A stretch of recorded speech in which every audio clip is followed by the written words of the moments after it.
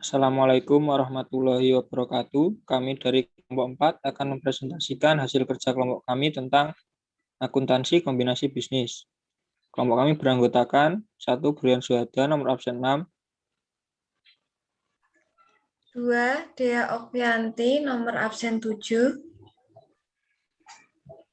Kemudian 3, saya Ivana Arifani, nomor absen 14. Saya Laura Dia Murti, absen 16.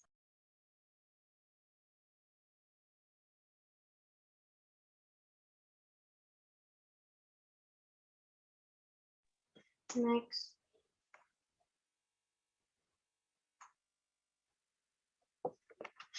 Yang pertama, biaya transaksi.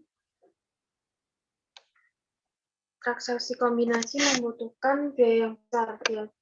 Biasanya, biaya tersebut dikeluarkan oleh pihak pengakuisisi, namun tidak menutup kemungkinan pihak yang diakuisisi juga akan mengeluarkan biaya.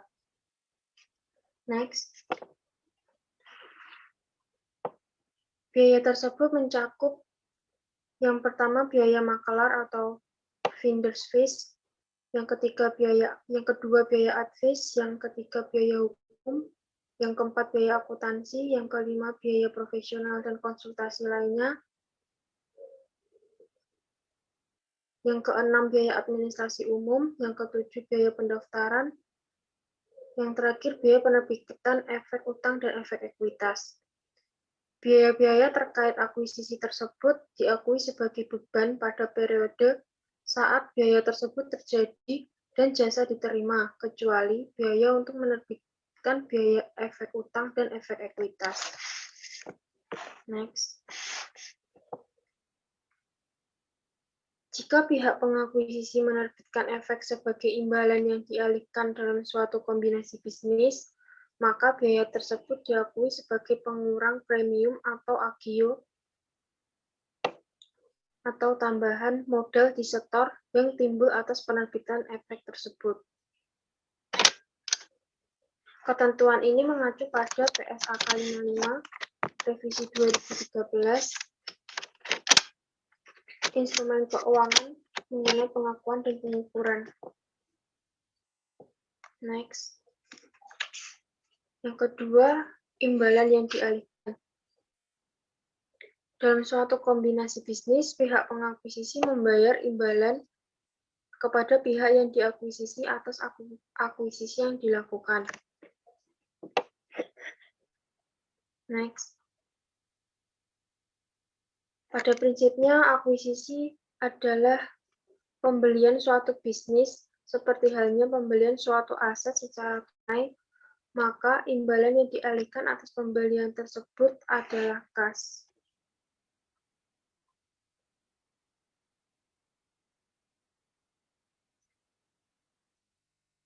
Imbalan dalam komunikasi bisnis dapat berupa kas, aset non-kas lainnya, efek utang atau efek ekuitas yang diterbitkan oleh pihak pengakuisisi.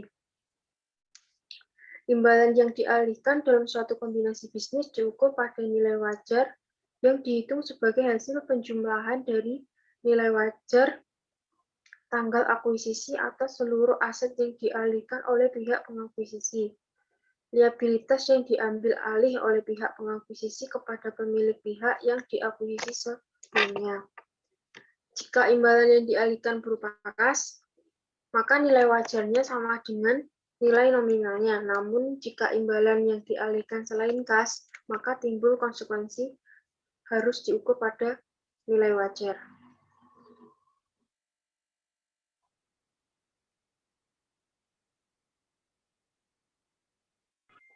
Selanjutnya yaitu goodwill. Goodwill adalah aset yang diklasifikasikan sebagai aset tak berwujud. Goodwill muncul pada saat entitas melakukan akuisisi entitas lain. Goodwill akan diakui oleh entitas yang melakukan akuisisi. Goodwill mencerminkan manfaat ekonomi yang timbul dari aset yang diperoleh dalam kombinasi bisnis yang tidak dapat diidentifikasikan secara individu sehingga harus diakui secara terpisah. Next. Goodwill akan terjadi jika harga perolehan dari entitas yang diakuisisi lebih tinggi dibandingkan nilai wajar entitas.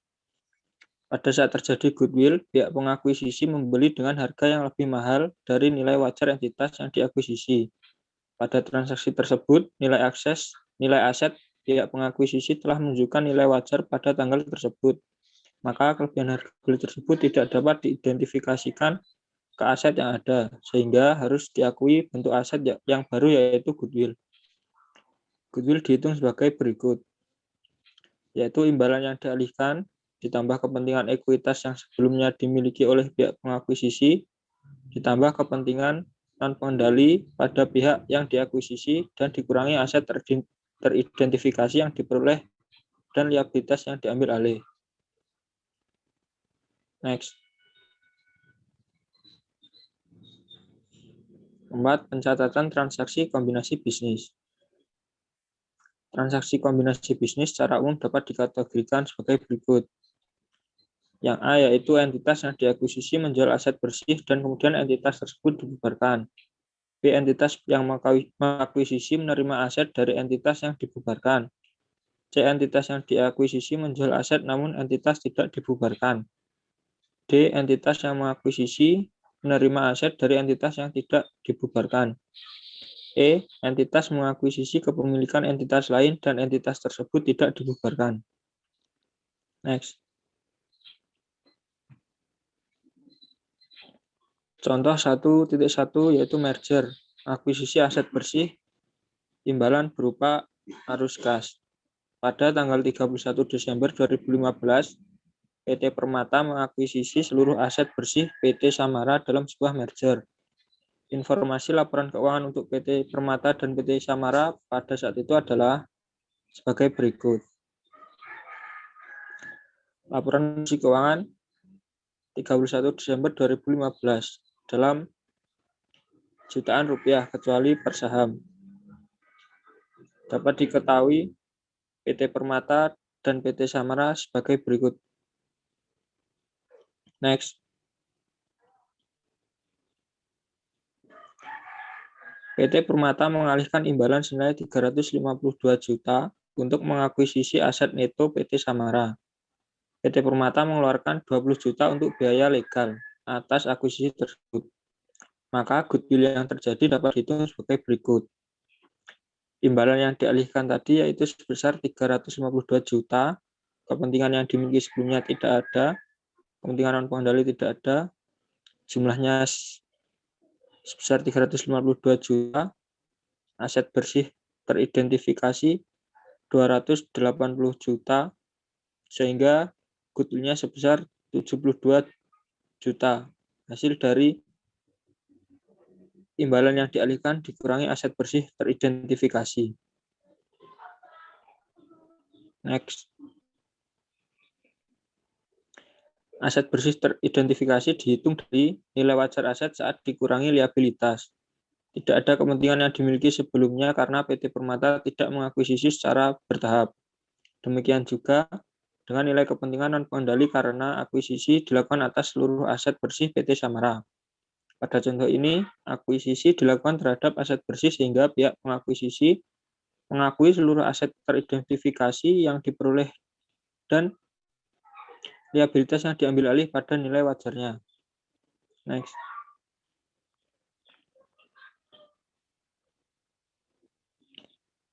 Jurnal yang dicatat oleh PT Permata atas transaksi tadi yaitu beban pada debit 20 juta, kas pada kredit 20 juta. Untuk mencatat biaya transaksi yang terjadi. Kemudian kas besar 20 juta, piutang usaha 70 juta, persediaan 100 juta, tanah 120 juta, bangunan dan mesin 300 juta, goodwill 72 juta pada debit, kemudian utang usaha 110 juta, utang wesel 140 juta, kas atau imbalan yang dialihkan 352 juta pada kredit.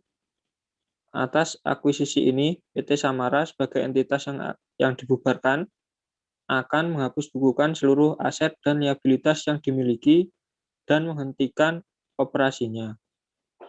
Jurnal tersebut untuk mencatat akuisisi aset bersih. Next.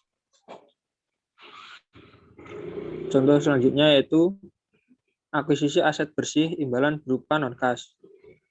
Berdasar contoh 1.1, seandainya PT Permata menerbitkan 11.000 lembar saham biasa sebagai imbalan yang dialihkan atas akuisisi tersebut, nilai wajar saham PT Permata adalah Rp32.000 per lembar.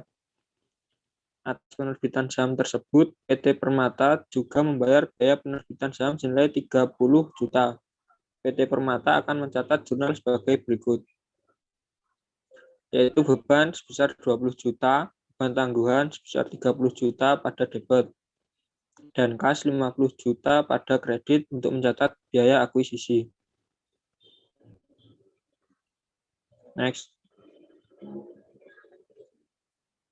Kemudian kas sebesar 40 juta, piutang usaha 70 juta, persediaan 10 juta, tanah 120 juta, bangunan dan mesin 300 juta, goodwill 72 juta pada debit, dan utang usaha 110 juta, utang wesel 240 juta, saham biasa yaitu 220 juta diperoleh dari harga sebesar 20.000 dikali 11.000 saham yang dikeluarkan. Kemudian tambahan modal disetor sebesar 102 juta dan beban tangguhan sebesar 30 juta. Jurnal tersebut untuk mencatat akuisisi aset bersih. Next. Nilai tambahan modal disetor dihitung sebagai berikut. Nilai wajar saham sebesar 32 juta Rp32.000 dikali 11.000 lembar saham, yaitu sebesar 352 juta. Kemudian nilai nominal saham Rp20.000 dikali 11.000 lembar saham sebesar 220 juta. Nilai tambahan modal disetor sebesar 132 juta, yaitu hasil pengurangan dari nilai wajar saham dikurangi nilai nominal saham, sehingga memperoleh nilai tambahan modal disetor tersebut. Kemudian beban tangguhan sebesar 30 juta tadi mengurangi nilai tambahan modal disetor, sehingga nilai tambahan modal disetor senilai 102 juta rupiah. Perbedaan jurnal pada contoh 1.2 dengan contoh 1.1 adalah pada imbalan yang dialihkan, yaitu saham biasa dan tambahan modal disetor. Perlu diperhatikan bahwa saham biasa dan tambahan modal disetor dalam jurnal di atas bukanlah milik PT Samara yang diakui oleh PT Permata, namun imbalan non-kas yang dibayarkan oleh PT Permata. Next. Contoh 1.3 akuisisi saham imbalan berupa kas. Berdasar contoh 1.1, seandainya PT Permata mengakuisisi seluruh saham biasa PT Samara dengan membayar tunai sebesar 352 juta rupiah. Atas akuisisi tersebut, PT Samara tetap beroperasi dan tidak dibubarkan. PT Permata akan mencatat jurnal sebagai berikut. Pada 31 Desember 2015, beban sebesar 20 juta pada debit dan kas 20 juta pada kredit untuk mencatat biaya akuisisi. Selanjutnya investasi pada PT Samara 352 juta pada debit dan kas 352 juta pada kredit untuk mencatat akuisisi saham. Pada contoh 1.3, jurnal yang dicatat oleh PT Permata sangat sederhana karena tidak mencatat aset dan liabilitas secara individual. Hal ini disebabkan PT Samara tidak dibubarkan dan tetap menggunakan aset dan liabilitas tersebut dalam operasinya. Pada tiap akhir periode pelaporan, laporan keuangan PT Permata dan PT Samara akan dikonsolidasikan. Next.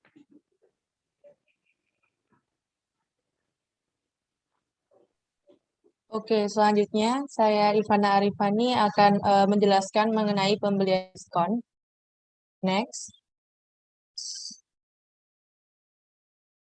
Nah, pembelian diskon sendiri itu merupakan suatu kombinasi bisnis yang mana jumlah nilai wajar aset teridentifikasi yang diperoleh dan liabilitas yang diambil alih melebihi nilai agregat. Jadi penjumlahan dari imbalan yang dialihkan ditambahkan dengan kepentingan ekuitas yang sebelumnya dimiliki oleh pihak pengakuisisi ditambah dengan kepentingan non-pengendali pada pihak yang sebelumnya diakuisisi. Konsep kata kunci dari pembelian diskon sendiri itu keuntungan atas pembelian diskon diakui dalam laporan laba rugi pengakuisisi pada tanggal akuisisi. Next. Nah, ini ada contohnya. Contoh titik 1, merger akuisisi aset bersih untuk pembelian diskon. Merujuk pada contoh 1.1, PT Permata mengalihkan imbalan senilai 250 juta untuk mengakuisisi aset neto PT Samara. PT Permata mengeluarkan 20 juta untuk biaya legal. Atas akuisisi tersebut, maka goodwill yang terjadi dapat dihitung sebagai berikut. Imbalan yang dialihkannya 250 juta, kepentingan yang dimiliki sebelumnya tidak ada, kepentingan non-pengendalinya juga tidak ada, kemudian dijumlah jadi 250 juta. Kemudian aset bersih teridentifikasinya adalah 280 juta, sehingga mendapat pembelian diskon sebesar 30 juta. Next.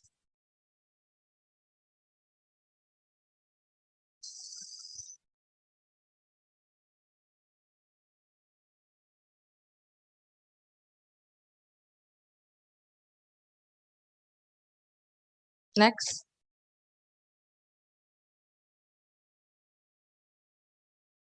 Nah, ini adalah jurnal yang dicatat oleh PT Permata. Jadi PT Permata mencatat 2 jurnal. Yang pertama itu untuk mencatat biaya akuisisinya, kemudian yang kedua itu untuk mencatat akuisisi aset bersihnya. Mungkin bisa dilihat dalam layar. Atas akuisisi ini, selisih pembelian diskon diakui sebagai keuntungan dalam laporan laba rugi pada periode akuisisi. Jadi keuntungan pembelian diskonnya adalah 30 juta itu tadi. Selanjutnya adalah akuisisi bertahap. Next. Apa sih akuisisi bertahap itu? Jadi akuisisi bertahap itu terjadi ketika proses akuisisi entitas tidak dilakukan sekaligus. Tetapi sebelumnya entitas pengakuisisi memiliki kepemilikan pada entitas yang diakuisisi. Contohnya itu ada di akuisisi bertahap yang dilakukan oleh Bank Mandiri. Jadi Bank Mandiri itu melakukan akuisisi secara bertahap yang awalnya dia tuh mengakuisisi sebesar 60%. Kemudian dia menambah akuisisi sebesar 20%. Jadi menjadi 80% akuisisi. Nah, pada akuisisi bertahap ini pengendalian itu sudah diperoleh oleh Bank Mandiri saat akuisisi pertama. Jadi yang masih pas waktu 60%. Hingga akuisisi tambahan tidak mengubah substansi pengendalian yang dimiliki oleh Bank Mandiri. Jadi, inilah yang dinamakan contoh dari akuisisi bertahap. Kemudian saya, Dea Opianti, akan menjelaskan kombinasi bisnis tanpa pengalihan imbalan.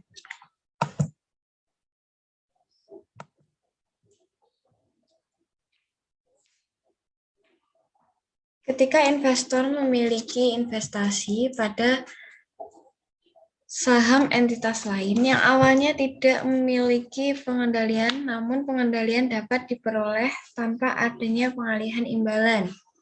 Hal ini dapat terjadi di antaranya karena yang pertama, pihak yang diakuisisi membeli kembali sahamnya dari pihak lain sehingga pihak pengakuisisi memperoleh pengendalian.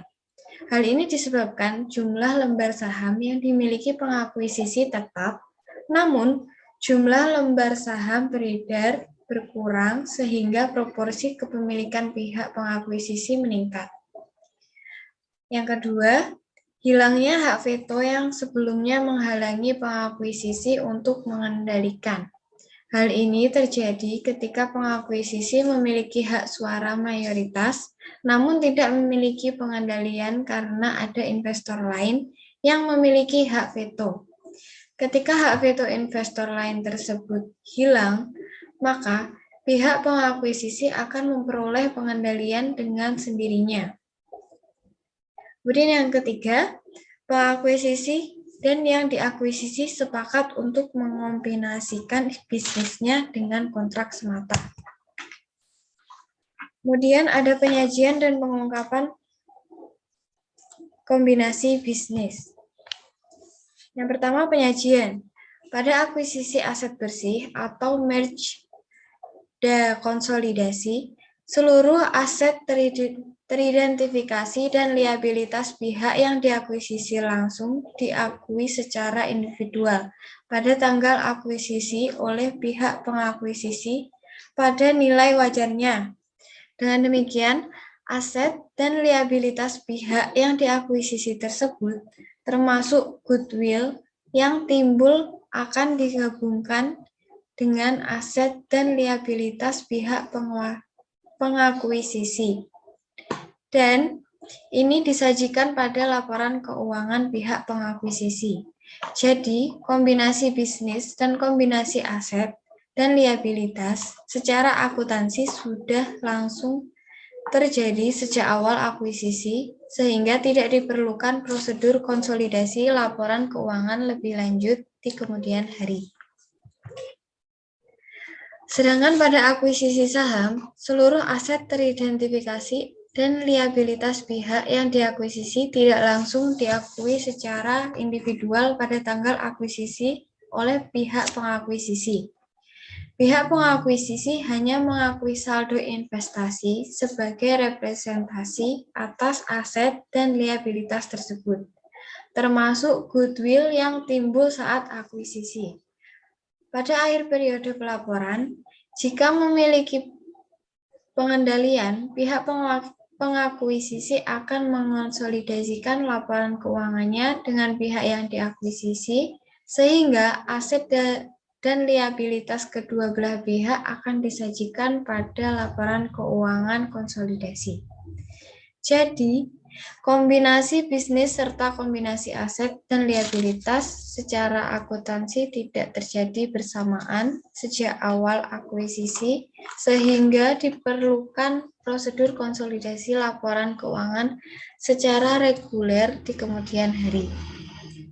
Prosedur konsolidasi ini yang akan dibahas pada bab-bab yang selanjutnya. Kemudian ada pengungkapan. Berdasarkan pengungkapan PSAK 22 penyesuaian 2014, pihak pengakuisisi mengungkapkan informasi yang memungkinkan pengguna laporan keuangan agar dapat mengevaluasi sifat dan dampak keuangan dari kombinasi bisnis yang terjadi, baik selama periode pelaporan berjalan ataupun setelah akhir periode pelaporan, tetapi sebelum tanggal penyelesaian laporan keuangan. Pihak pengakuisisi juga mengungkapkan informasi yang kemungkinan pengguna laporan keuangan dapat mengevaluasi dampak keuangan dari penyesuaian yang diakui pada periode pelaporan berjalan, yang tentunya berhubungan dengan kombinasi bisnis yang terjadi pada periode tersebut atau periode pelaporan sebelumnya. Sekian dari kelompok kami. Jika ada salah kata, kami mohon maaf. Wassalamualaikum warahmatullahi wabarakatuh.